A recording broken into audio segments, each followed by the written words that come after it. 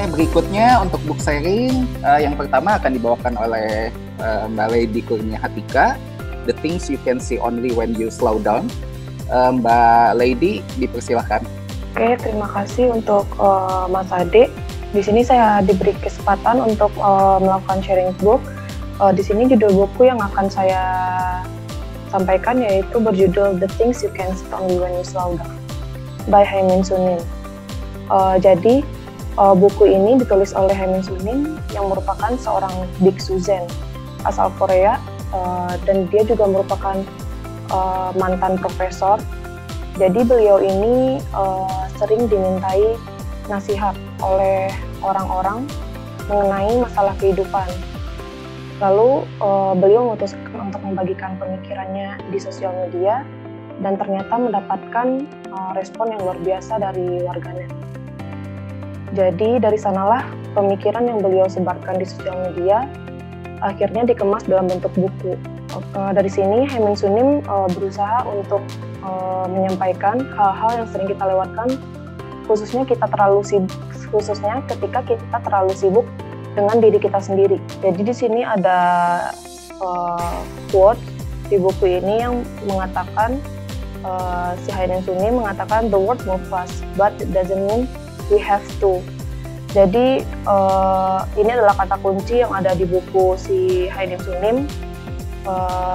Ketika dunia bergerak cepat, kita juga tidak harus bergerak cepat seperti itu. Ketika kita melambat, dunia pun pasti akan melambat. Nah, di saat kita melambat itulah kita bisa merasa tenang dan melihat hal-hal sederhana yang tidak dapat kita lihat di saat kita sibuk, misalnya gitu. Ketika kita tenang, cara pandang kita akan suatu hal juga akan berubah, dan kita dalam menyikapi suatu masalah atau persoalan-persoalan hidup yang kita hadapi juga tidak dilihat dari sisi negatifnya. Oleh karena itu kita juga dapat menikmati hidup dan menjalani hidup kita dengan senang seperti itu. Mbak Lady, terima kasih banyak untuk sharing bukunya, sangat menarik nih Mbak. Jadi kalau saya nangkep ada 3 poin dari 8 poin yang Mbak ambil sebagai highlight ya, yaitu mindfulness, relationship, dan spirituality. Saya Filemon dari Sistem Integrator SI. Nah, ceritanya The Shark and the Goldfish. Itu karangan John Gordon ya. Nah, sebenarnya kalau misalnya kita lihat gambaran besar isi buku ini, itu sebenarnya adalah tentang perjalanan Gordy, sang ikan di tengah lautan. Di mana sebelumnya Gordy itu adalah ikan mas peliharaan. Jadi dikasih makan setiap hari, dimpanin, dirawat, airnya mungkin dicuci, dikasih oksigen dan sebagainya. Jadi istilahnya enak hidupnya. Gambarannya kayak orang kaya lah. Itu hidupnya serba enak, nggak ada kekurangan, nggak ada apapun masalah. Nah, tiba-tiba suatu saat Gordy itu terkena musibah, di mana dia harus terhempas ke dalam lautan. Nah, di mana di lautan itu kan tidak ada lagi majikannya kan ya, jadi istilahnya tidak dapat makanan, tidak dapat sumber daya lagi seperti pada biasanya. Nah, dan gambaran kedua adalah nasihat dan cara pikir Semi. Semi ini adalah hiu, di mana dia adalah istilahnya rajanya di lautan. Dalam gambarannya, di mana dia dalam menolong Gordy. Nah, menolong ini bukan dalam artian menolong mencari makan, dikasih makan seperti majikannya, tapi menolong dalam hal mengubah cara pikir Semi yang biasanya istilahnya disuapin menjadi mandiri.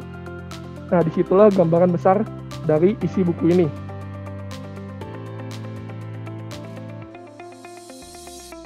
Selamat siang semuanya. Selamat siang. Selamat siang, Pak. Oke, saya lihat kalau dari Lady kan nanti ada 4 yang ada 4 hal yang diutarakan. Tapi dari 4 itu yang saya lihat adalah mindfulness gitu. Nah, jadi mindfulness kalau kita lihat bahasa Jawa itu eling gitu ya. Jadi kita orang yang mindfulness itu artinya kita sadar now gitu. Saat sekarang kita sadar kita lagi ngapain. Nah, kalau kita bisa seperti itu, nanti kita akan bisa mengendalikan emosi kita.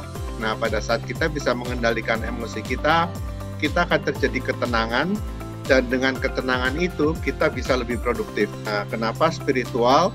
Nah, spiritual itu biasanya yang membuat kita juga menjadi mindfulness gitu. dengan bantuan spiritual tadi gitu ya. Jadi tadi ada banyak, itu intinya adalah menuju ke mindfulness itu tadi. Jadi very good. Terus bukunya yang di-sharing sama Lemon saya udah baca berapa kali ya si Gorby ini ya. Memang lucu gitu. Masa ikan air tawar bisa hidup di air laut, tapi si John Gordon itu bilang bahwa ya jangan dilihat itunya gitu, kita lihat moralnya gitu ya Mon ya. Dia cerita itu ya Mon ya. Betul.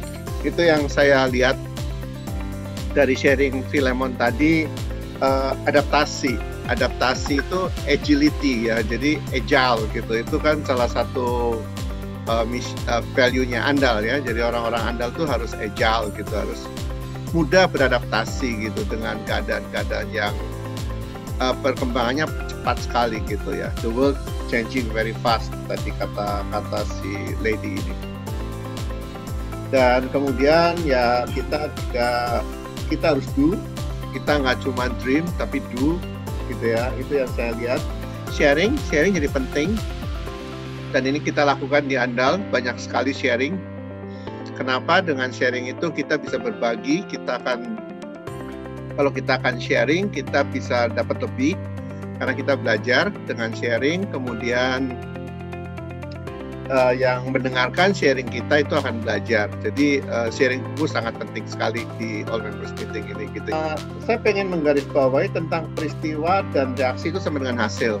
Itu tadi juga dari Lady saya akan gabungin tentang mindfulness. Jadi kalau ada suatu peristiwa, bagaimana reaksi kita terhadap peristiwa tersebut? Kita bisa marah, kita bisa bergembira, kita bisa tenang, kita bisa, ya itu reaksi gitu ya. Nah jadi bagaimana kita bisa mengontrol atau mengendalikan, bukan mengontrol ya, tapi mengendalikan reaksi-reaksi kita terhadap peristiwa-peristiwa yang kita hadapin. Itu akan menghasilkan hasil yang berbeda gitu ya. Jadi mindfulness itu adalah kalau kita menghadapi peristiwa-peristiwa itu reaksinya nggak marah gitu. Maksudnya bukan reaksi marah, tapi kita ngamatin gitu ya apa yang akan terjadi di itu, sehingga kita akan bisa lebih tenang. Karena kalau emosi kita naik, marah atau kita terlalu bergembira, itu kita nggak bisa memikirkan dengan baik, karena pemikiran kita yang baik itu akan tertutupi dengan emosi kita tadi. Emosi itu bisa negatif, bisa positif ya, tapi emosi negatif lebih berbahaya ya. Jadi reaksinya uncontrollable kadang-kadang. Yang tadi Lady bilang tiba-tiba nanti kita bisa menyesal gitu ya setelah kejadian itu ya, karena kita nggak bisa mengendalikan diri kita gitu. Jadi pengendalian diri menjadi sangat penting. Itu teman-teman, a very good book. I'm very happy. Thank you untuk Lemon dan Lady gitu ya. Oke, saya akan sharing. Saya sudah mengamati banyak hal tentang perbedaan, kenapa satu orang bisa makmur, satu orang enggak, satu orang biasa-biasa saja gitu ya. Nah, saya boleh bilang di sini saya akan sharing bagaimana sih sebetulnya kita bisa membangun suatu kemakmuran. Jadi rahasia membangun kemakmuran gitu ya. Jadi kalau kita lihat, saya sering mengamati teman-teman saya, misalkan mengapa banyak orang yang bekerja keras ya, tapi hidupnya nggak makmur gitu, kerjanya keras banget gitu ya. Tapi ada orang yang terlihatnya santai-santai saja gitu ya, tapi hidupnya makmur gitu. Nah itu pasti ada perbedaan yang mendasar di situ yang menyebabkan bisa berbeda seperti itu gitu ya. Nah kalau kita lihat kehidupan yang menunjukkan kemakmuran itu tidak bisa dilihat dari luar. Apakah orang tersebut terlihat santai atau terlihat kerja keras? Karena banyak hal yang dia lakukan gitu ya. Biasanya orang yang bekerja keras hanya agar dilihat aja dia rajin, bisa juga gitu. Tapi dia tidak menghasilkan sesuatu gitu. Jadi ada orang yang bekerja, misalkan di Andal ya, ada orang yang bekerja, kelihatannya kerja gitu. Tapi hasil pekerjaannya ada nggak? Ada. Tapi hasil kerjanya tidak mempengaruhi andalnya gitu untuk lebih maju gitu, progresnya nggak ada gitu. bisa terjadi seperti itu gitu. Ya, jadi padahal kan hasil pekerjaan itu bukan pokoknya menghasilkan pekerjaan, tetapi menghasilkan pekerjaan yang bermanfaat. Untuk siapa? Ya kita kerjanya untuk siapa? Untuk customer kan, bukan untuk andal gitu ya, bermanfaat untuk customer gitu. Nah jadi kalau orang-orang bekerja seperti itu, hasilnya akan bagus gitu ya. Karena customer itu akan melihat bahwa oh dia senang gitu dengan pelayanan itu aja. Nah, misalkan ada orang juga yang terlihatnya santai, tetapi sebetulnya dia sedang kerja gitu ya. Walaupun dia santai, dia mungkin mengamati, dia mungkin lagi merenungkan untuk mencari solusinya bagaimana gitu. Dan pekerjaannya dapat dikerjakan dengan cepat gitu. Biasanya kerjanya selesai gitu cepat, karena dia pikirin dulu stepnya gimana dan sebagainya gitu. Jadi kerja dia lebih efisien gitu ya. Nah jadi ini yang saya lihat. Nah saya sering mengambil contoh tentang pelukis. Jadi kalau saya lihat misalkan pelukis ya, lukisan di Jalan Pos itu kan banyak tuh yang pelukis karikatur tuh di seberangnya gedung kesenian kan, itu banyak orang jualan di situ. Nah pertanyaannya, dia kerja keras? Iya dia kerja keras, dia melukis hampir seharian gitu. Nah pertanyaannya adalah berapa sih nilai lukisan dia? Ya paling ratusan ribu harganya gitu, yang dia jual gitu, tapi dia kerja keras gitu.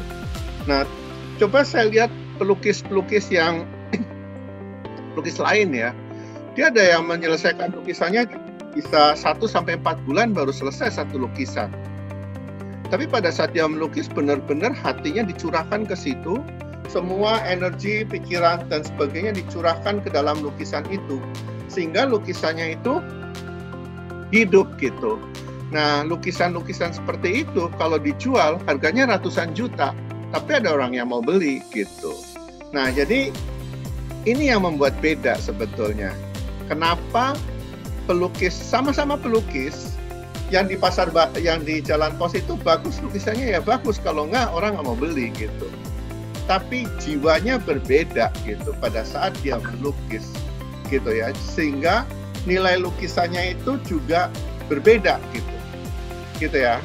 Nah pertanyaan berikutnya adalah bagaimana kita semua bisa menghasilkan lukisan yang nilainya ratusan juta itu gitu. Bukan cuman lukisan yang ratusan ribu gitu.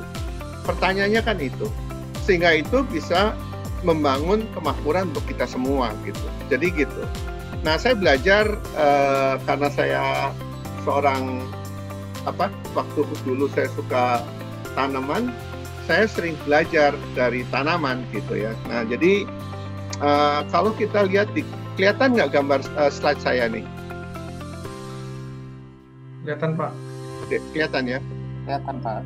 Nah ini saya ada gambar slide. Ada pohon mangga 1 dan pohon mangga 2 ya. Pertanyaan saya gini, kira-kira pohon mangga mana yang paling banyak disukai orang ya? Yang pohon mangga 1 atau pohon mangga 2? Mangga 2. 2 ya. Kenapa pohon mangga 2 lebih disukai daripada pohon mangga yang 1? Lebih banyak buahnya. Punya banyak. Ya kan? Mungkin mangganya lebih manis juga, saya nggak tahu gitu ya. Terus apa lagi kira-kira? Ini saya nulis di sini. Saya akan coba tulis gitu ya. Mangga mana yang paling, apa yang menyebabkan orang menyukai buahnya banyak? Terus apa lagi kira-kira? Kalau manis. Manis. Buahnya manis. Pendek. Pendek tempat untuk pengambilan buahnya. Oh, mengambilnya mudah. Bisa dijual karena banyak. Banyak, mudah. Tahan hama, Dijual banyak gitu ya. tahan penyakitnya. Atau penyakit gitu ya. Dan banyak. Dilihatnya enak Pak. Dilihatnya enak. Iya. Gitu. Ya banyak gitu ya. Jadi kali gitu. Nah, ini yang kita tulis tadi, yang rame-rame tadi, itu namanya value gitu ya. Jadi pohon mangga punya nilai. Nilainya apa? Karena dia berbuah banyak, buahnya manis, ngambilnya mudah, dijual dapat banyak, tahan hama, penyakit, dilihatnya enak karena buahnya banyak. Itu yang disebut dengan value. Nilai value delivery merupakan nilai universal, di mana kalau kita dapat memberikan value yang diperlukan oleh consumer kita, maka uang akan mengalir dengan sendirinya. Jadi kuncinya adalah bagaimana kita bisa memberikan nilai pada orang lain gitu. Ini kuncinya di sini sebetulnya. Kemakmuran adalah kuncinya adalah value. Bagaimana kita bisa memberikan value kepada orang lain. Nah, pertanyaan berikutnya adalah value apa yang Andal Software dapat berikan ke consumer gitu. Nah, jadi saya pengen kalian semua, itu kan tadi udah dibikin kelompok-kelompok ya. Jadi tolong didiskusikan di dalam kelompok kecil. Value apa sih yang Andal Software dapat berikan ke customer gitu. Oke, teman-teman semuanya, kita baru mulai di developer ya, di production gitu ya. Tapi tidak menutup kemungkinan saya akan mulai di departemen-departemen lain. Kemarin saya sudah bilang sama Cirelli untuk di departemen terutama digital, kita akan coba belajar digital marketing seperti apa gitu ya. Jadi menurut saya kita penting untuk belajar sesuatu gitu, karena dengan kita belajar dari orang lain yang sudah pernah menjalani, maka kita tidak mulai dari nol, tidak reinventing the wheel kata-katanya gitu ya. Jadi itu yang akan kita lakukan. Nah, nanti saya akan coba lihat kerjasama Manovita, departemen-departemen lain membutuhkan apa dengan program 2021 ini nanti. Jadi saya punya program yang cukup besar di tahun 2021 dan saya akan launch mungkin minggu depan. Saya akan meeting bersama dengan leader clubs gitu ya. Jadi semua leaders, harapan saya bisa meeting offline gitu ya, bukan online, karena untuk membicarakan hal-hal besar kita perlu tatap muka gitu. Jadi itu yang program di 2021. I'm very excited untuk tahun 2021 ini karena ada produk baru Andal Karisma, itu luar biasa. Saya udah lihat POC-nya dengan Pak Hara, itu smooth ya, tinggal satu POC lagi, kita tunggu nanti gitu teman-teman ya. Jadi program Andal berikutnya adalah kita akan menginventarisir pengetahuan atau kebutuhan apa saja yang dibutuhkan di setiap departemen. Ini tadi yang saya sudah cerita, ini mungkin saya akan berkolaborasi dengan Novita untuk melakukan ini gitu ya. Jadi agar kita bisa berkontribusi lebih gitu ya. Nah, terus pengukuran dilakukan setelah training. Nanti kita akan coba melakukan pengukuran. Kenapa? Saya pengen tahu gitu hasil dari training itu seperti apa gitu ya. Jadi kita akan lakukan ini gitu. Jadi untuk feedback gitu. Bisa juga kan trainingnya nggak bagus gitu. Bisa juga trainingnya terlalu apa gitu. Belum tentu orangnya gitu. Tapi di Andal harusnya terbuka semuanya ya. Jadi kita harus belajar gitu untuk keterbukaan ini gitu. Jadi itu teman-teman salah satunya. Nah, kalau kita bisa berjuang bersama akan membuahkan pertumbuhan yang berkelanjutan ya. Kita akan selalu bertumbuh gitu ya. Jadi kunci pertumbuhan adalah knowledge dan skill-nya itu juga harus bertumbuh. Kalau kita tidak punya knowledge dan skill yang bertumbuh, bagaimana kita bisa selalu membuahkan pertumbuhan yang berkelanjutan gitu. Jadi itu agak sulit gitu ya. Jadi saya pengen mengajak teman-teman semua di Andalers yang mau ya, saya nggak mau maksa, untuk kita bisa berjuang bersama untuk membuahkan pertumbuhan yang berkelanjutan. Ini yang program yang saya akan canangkan di tahun 2021 ini. Gitu teman-teman. Terima kasih. Nanti slide-nya saya akan share. Saya akan kembalikan ke Adek. Terima kasih, Dek.